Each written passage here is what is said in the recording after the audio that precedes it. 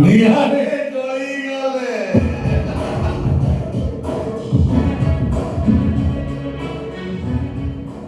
ମୁଁ ଅସହାୟ ଅବସ୍ଥାରେ ଆସି ମୋ ଭାଇ ସପନା ପ୍ରଧାନ ଘରେ ଆଶ୍ରୟ ନେଇଛି।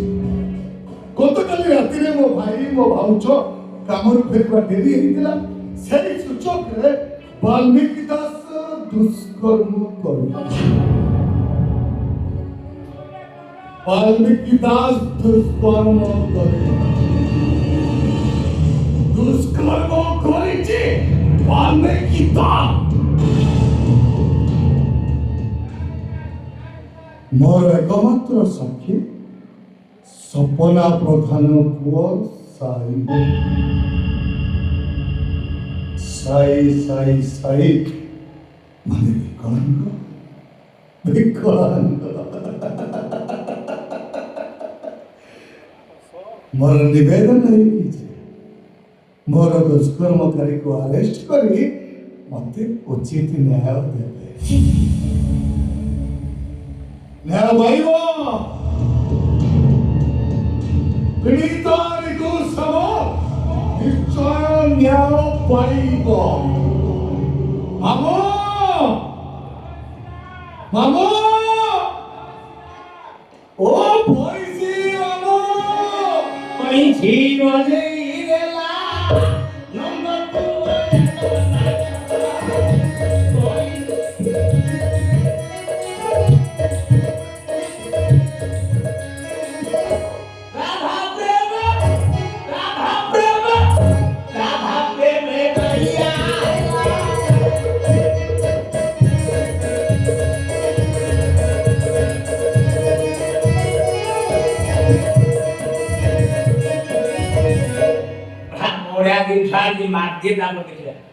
ଆମ ତମ ରୟାଲ ଷ୍ଟାର ମାଛ ଆକୁ ମାରିକି ସମ୍ଭାଳି ପାରିବନି। ଦୟାକରି ମନେ ରଖ ଏଇଟା ଥାନା ଭିତରେ ପବ୍ଲିକ ମଦ ପିଇବା ମତ ଆଉ ଆମ ସାହାଯ୍ୟ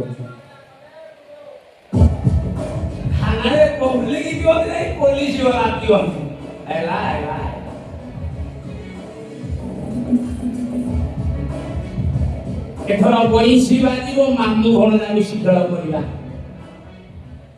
ଖେଳ ହବ କିଏ ମନା କରୁଛି? ଖେଳ ହବ ମାମୁ। ହଉ ଖେଳ ଏଥର ନିଶ୍ଚୟ ହବ। ହଉ ସେ ବାଲ୍ମୀକି ଦାସର ଭଉଣୀ ସ୍ୱାମୀ ମତେ ଅନେଇଛନ୍ତି ଦେଇ ସେ ଖାଲି ସେ ସମାଜ କରେ ଓଏ ଓଏ ଓଏ ଓଏ ମୁଁ ବି ଠିକ ସେମିତି ତା ସହିତ ଓଏ ଓଏ କରିବି। ନବରଙ୍ଗୀ ସ୍ୱାମୀ ତୋ ପ୍ରେମକୁ ଧୋକା ଦେଇ ଆଉ ତା ସାଙ୍ଗେ ଫୁର୍କି ହେଇ ଚାଲିଲା ତାକୁ ଠିକ ସେମିତି ଧୋକା ଦେବାକୁ ପଡ଼ିବ।